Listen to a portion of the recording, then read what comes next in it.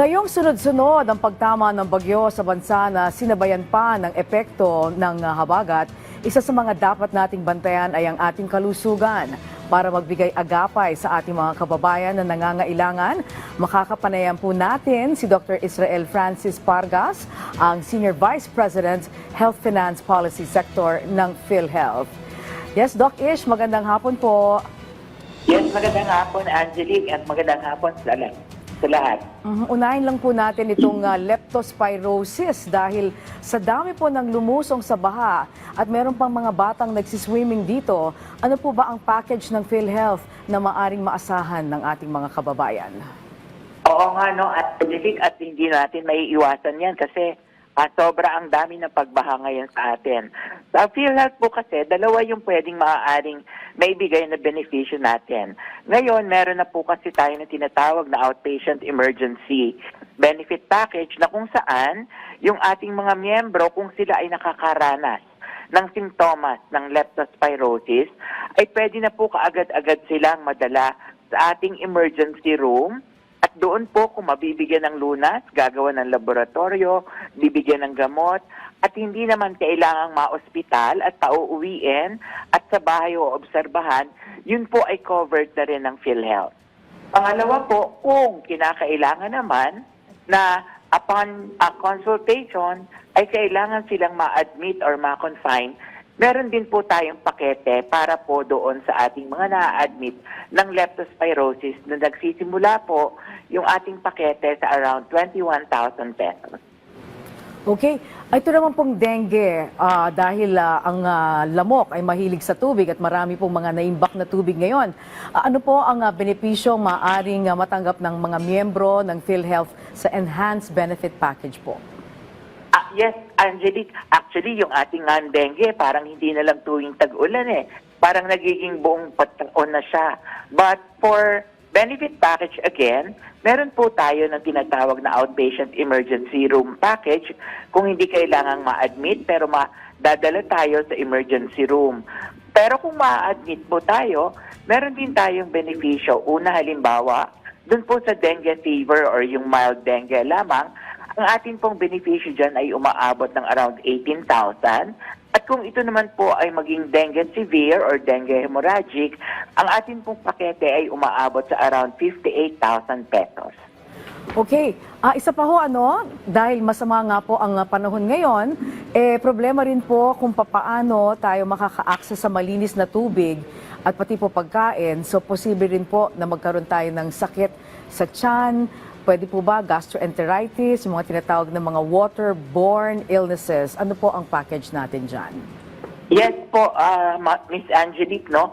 Well, unang-una, yung atin pong mga diarrhea or acute gastroenteritis, of course, pwedeng-pwede po yan dun sa ating konsulta na tinatawag or yung pong konsultasyong tama at sigurado.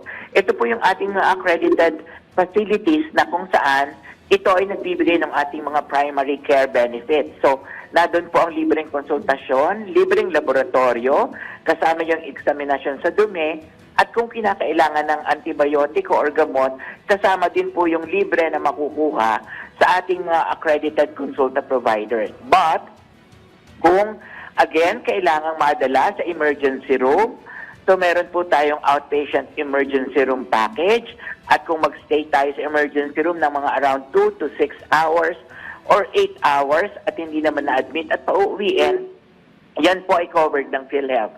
Pero kung kinakailangan na ma-admit because of dehydration, moderate dehydration and severe dehydration, meron din po tayong pakete na nagsisimula sa around 11,000 pesos.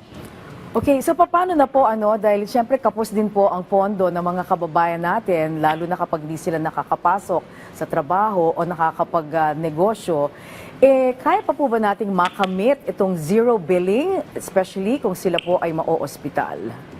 Well, Angelique, actually sa ngayon, dahil po sa ating Universal Healthcare Law, nakasulat po doon na kung ang pasyente would opt to be admitted in a ward or basic accommodation sa isang government hospital or even sa private hospital po sa kanilang ward and basic accommodation, they should be afforded with no co-payment. Dapat ay wala nang babayadan at wala nang sisingilin pa sa ating mga miyembro as long as, again, they opt to be admitted in a basic or ward accommodation. Opo.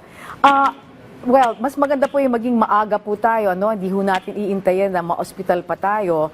Ano ho ang dapat tandaan ng ating mga kababayan para po makapag-avail sila sa mga benefit packages ng PhilHealth? Well, unang-una, Angelique, alam naman po natin na tayong lahat na Pilipino ay miyembro na ng PhilHealth.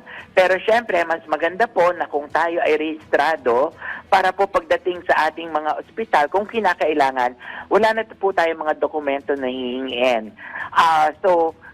Yun pong 4 na M's ng PhilHealth, ipapaalala ko lang, una, magpa-register. Pangalawa is mag-update ng information. Pangatlo is magbayad ng premium kung kinakailangan. At pang-4, mag-avail po ng ating mga benepisyo. Opo, at inyo pong huling mensahe sa ating mga kababayan? Yes, Angelique, thank you sa pagkakataon. Lalong-lalo na po ngayon na tag-ulan at tagbaha. Kung meron po kayong mga kinakailangan, pwede po kayong tumawag sa aming 24/7 hotline at 028-662-2588. Pwede po kayong mag-email sa actioncenter@philhealth.gov.ph or pwede po kayong mag-check sa ating website at www.philhealth.gov.ph or through the eGov app or dito po sa atin sa ating PTV4. Makakarating po sa amin yan. Alright, maraming salamat po sa inyong oras, Dr. Israel Francis Pargas, ang Senior Vice President, Health Finance Policy Sector ng PhilHealth. Magandang hapon po.